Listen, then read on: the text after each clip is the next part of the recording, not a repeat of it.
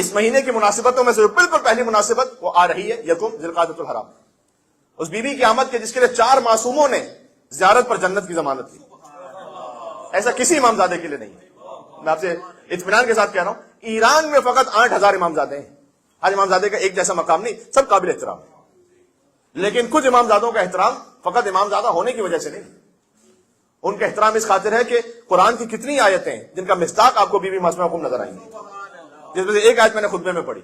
آپ خود دیکھ لیجئے گا، میں آیت کا ترجمہ سناؤں گا تو آپ کو خود واضح ہو جائے گا کہ بی بی معصومہ ام کیسے مصداق ہیں. اس آیت کا واضح مصداق کہ من یخرج من بیتہ مہاجرا الی اللہ ورسولہ، جو اپنے گھر سے نکلے ہجرت کرتے ہوئے، اور وہ ہجرت کر رہا ہو اللہ اس کے رسول کی طرف. ہجرت اپنے معاشی حالات کے لیے وہ بھی جائز ہے، حلال ہے، اپنی جان کی حفاظت کے لیے. لیکن ایک ہجرت ہے اللہ اس کے رسول کی طرف.